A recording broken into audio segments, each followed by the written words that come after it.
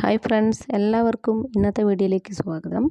ഇന്നത്തെ നമ്മുടെ വീഡിയോ എന്ന് പറയുന്നത് നമുക്ക് ശരീരത്തിൽ അയോഡിൻ ഡെഫിഷ്യൻസി അല്ലെങ്കിൽ അയോഡിൻ്റെ കുറവുണ്ടായിക്കഴിഞ്ഞാൽ ഉണ്ടാകുന്ന ആരോഗ്യ പ്രശ്നങ്ങളെ കുറിച്ചിട്ടാണ്. ഇത് തീർച്ചയായിട്ടും നിങ്ങൾ അറിഞ്ഞിരിക്കേണ്ട ഒരു പ്രധാന കാര്യമാണ്. കാരണം നമ്മുടെ ശരീരത്തിൽ അയോഡിൻ്റെ അളവ് കുറയുമ്പോൾ അത് ഏറ്റവും കൂടുതൽ ബാധിക്കുന്നത് തൈറോയ്ഡ് ഗ്രന്ഥിയാണ്. നമുക്കറിയാം, നമ്മുടെ ശരീരത്തിലെ എല്ലാ കാര്യങ്ങളും കറക്റ്റായിട്ട് നടക്കണമെങ്കിൽ തൈറോയ്ഡ് ഹോർമോണിൻ്റെ പ്രവർത്തനം എന്ന് പറയുന്നത് മെയിനായിട്ടുള്ളൊരു കാര്യമാണ്. അപ്പോൾ ഈ അയഡിൻ്റെ ഡെഫിഷ്യൻസി അല്ലെങ്കിൽ അയഡിൻ്റെ കുറവെന്ന് പറയുന്നത് ഏറ്റവും കൂടുതൽ ബാധിക്കുന്നത് തൈറോയ്ഡ് ഗ്രന്ഥിയെയാണ്. പലപ്പോഴും തൈറോയ്ഡ് ഉള്ളവർക്ക് ഈ അവരുടെ മുൻവശത്തായിട്ട് തൈറോയ്ഡ് ഗ്രന്ഥി മുന്നോട്ട് വീർത്തിരിക്കുന്നത് കാണാനായിട്ട് പറ്റും. അത് ആ ശരീരത്തിൽ അയഡിൻ്റെ അളവ് കുറവുള്ളത് കൊണ്ടാണ്. അല്ലെങ്കിൽ തൈറോയ്ഡ് ഗ്രന്ഥി ഉൽപ്പാദിപ്പിക്കുന്ന അയഡിൻ്റെ അളവ് കുറവാണ്. അതുകൊണ്ട് തന്നെ കൂടുതൽ അയഡിന് വേണ്ടിയിട്ട് ആ ഗ്രന്ഥി വീർത്ത് വരുന്നതാണത്. അപ്പോൾ അയഡിൻ്റെ ഡെഫിഷ്യൻസി നമുക്കത് പലതരത്തിലുള്ള മാനസികമായിട്ടുള്ള ബുദ്ധിമുട്ടുകൾ പോലും ഉണ്ടാക്കും. അതുകൊണ്ട് തന്നെ നമ്മുടെ ശരീരത്തിൽ കൃത്യമായ അളവിൽ അയഡിൻ എത്തുന്നുണ്ട് എന്നുള്ളത് ഉറപ്പ് വരുത്തുക. അങ്ങനെ അയഡിൻ എത്താത്ത സമയങ്ങളിലാണ് പലപ്പോഴും നമുക്ക് ക്ഷീണം അനുഭവപ്പെടുക, ശരീരത്തിൻ്റെ എനർജി തീരെ കുറഞ്ഞു പോവുക, എപ്പോഴും നമുക്ക് ഉറക്കം വരുന്നത് പോലെയൊക്കെ തോന്നുക. അങ്ങനെ മൊത്തത്തിൽ നമ്മുടെ ശരീരത്തിനൊരു തളർച്ചയും ക്ഷീണവും ഒക്കെ അനുഭവപ്പെടും. ആ ഒരു സമയത്ത് നിങ്ങൾക്ക് തൈറോയ്ഡിൻ്റെ ലക്ഷണങ്ങളാണോ എന്ന് പോലും പോയി ടെസ്റ്റ് ചെയ്ത് നോക്കാവുന്നതാണ്. അതുപോലെ തന്നെ ഈ അയഡിൻ്റെ അളവ് കുറയുന്ന സമയത്ത് നമ്മുടെ ശരീരത്തിൽ നമ്മുടെ കൈകളിലെയൊക്കെ നഖങ്ങൾ പൊട്ടിപ്പോവുക, അതുപോലെ തന്നെ നമ്മുടെ മുഖത്ത് അല്ലെങ്കിൽ സൗന്ദര്യ പ്രശ്നങ്ങൾ നന്നായിട്ടുണ്ടാകും.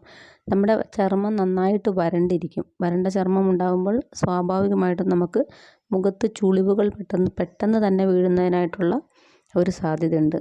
സാധാരണ നമുക്ക് കുറച്ച് പ്രായമാകും തോറുമൊക്കെയാണ് മുഖത്ത് കൂടുതൽ ചുളിവുകളൊക്കെ കണ്ടുവരാറുള്ളതെങ്കിൽ ഇത്തരം പ്രശ്നങ്ങളുണ്ടെങ്കിൽ അത് കുറച്ച് നേരത്തെ തന്നെ നിങ്ങൾക്ക് കണ്ടു തുടങ്ങും.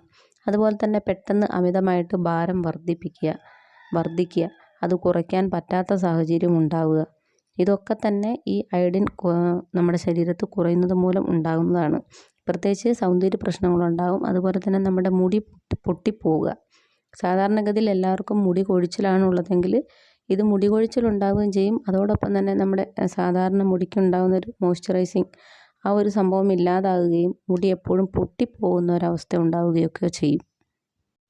അതുപോലെ തന്നെ അയഡിൻ കുറയുമ്പോൾ ഉണ്ടാകുന്ന മറ്റൊരു ലക്ഷണമാണ് നമുക്ക് ശരീരത്തിന് അസ്വാഭാവികമായിട്ട് നമുക്ക് തണുപ്പ് അനുഭവപ്പെടുക, തണുപ്പ് സഹിക്കാൻ കഴിയാത്ത അവസ്ഥ വരിക.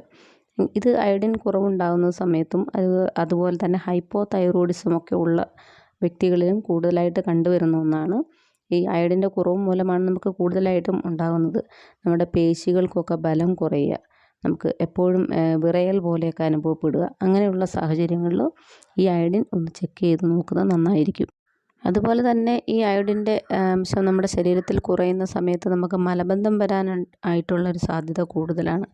നമ്മുടെ ശരീരത്തിൽ നിർജ്ജലീകരണമൊക്കെ സംഭവിക്കുക, അതുമൂലം അല്ലെങ്കിൽ ഈ അയഡിൻ്റെ കുറവ് മൂലം നമുക്ക് ഡിപ്രഷൻ വരാനുള്ള സാധ്യത, മാനസിക പ്രശ്നങ്ങൾ ഉണ്ടാവാനുള്ള സാധ്യത ഇതൊക്കെ തന്നെ കൂടുതലാണ്. അതുകൊണ്ട് തന്നെ അയഡിൻ എത്രത്തോളം ഇമ്പോർട്ടൻ്റ് ആണെന്ന് നമ്മൾ തിരിച്ചറിയണം. അതിന് കൃത്യസമയത്ത് വേണ്ടതായിട്ടുള്ള ട്രീറ്റ്മെൻറ്റ് അല്ലെങ്കിൽ അയൺ സപ്ലിമെൻ്റൊക്കെ എടുക്കാവുന്നതാണ് അയഡിൻ്റെ.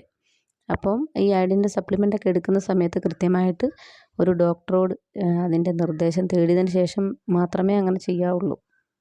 അതിന് പ്രത്യേകിച്ച് നമുക്ക് ഭക്ഷണത്തിലൂടെ ചെയ്യാൻ പറ്റുന്ന ഒരു കാര്യമെന്ന് പറയുന്നത് മുട്ട, പാലുൽപ്പന്നങ്ങളൊക്കെ കഴിക്കാം. അതിനകത്തൊക്കെ അത്യാവശ്യം അയഡിൻ കണ്ടൻ്റ് ഉള്ളതാണ്. അപ്പോൾ അതൊക്കെ കഴിക്കുന്നത് വഴി നമ്മുടെ ശരീരത്തിലോട്ട് അയഡിൻ ഉൽപ്പാദിക്കപ്പെടും. അത് നമ്മുടെ ശരീരത്തിലെ രക്തത്തിലൂടെ നമുക്ക് തൈറോയ്ഡിൻ്റെ ഹോർമോണിലേക്ക് ഉൽപ്പാദനത്തിലേക്ക് എത്തിച്ചേരുകയും ചെയ്യും. അതോടൊപ്പം തന്നെ നമ്മുടെ ചെമ്മീൻ, ചൂരമീൻ ഇതുപോലുള്ളതൊക്കെ മത്സ്യ വിഭവങ്ങളൊക്കെ കഴിച്ചു കഴിഞ്ഞാലും നമുക്ക് ശരീരത്തിലേക്ക് വേണ്ടുന്നത്ര അയോഡിൻ ലഭ്യമാകും. അപ്പോൾ ഇത്തരത്തിലുള്ള ഭക്ഷണങ്ങൾ ആദ്യം കഴിക്കുക, അതുപോലെ നല്ലപോലെ പച്ചക്കറികളും ഒക്കെ കഴിക്കുക. അപ്പോൾ തീർച്ചയായിട്ടും ഈ അയോഡിൻ നമ്മുടെ ശരീരത്തിൽ കുറഞ്ഞാൽ നിങ്ങൾക്ക് എന്തെല്ലാം പ്രശ്നങ്ങളുണ്ടാകുമെന്ന് നിങ്ങൾക്ക് ഏകദേശം മനസ്സിലായി കാണും. അപ്പോൾ അതിൻ്റെ കൃത്യമായിട്ടുള്ള ഇമ്പോർട്ടൻസ് തിരിച്ചറിഞ്ഞുകൊണ്ട് എല്ലാവരും ചെയ്യുക. വീണ്ടും അടുത്ത നല്ലൊരു വീഡിയോ ആയിട്ട് വരാം.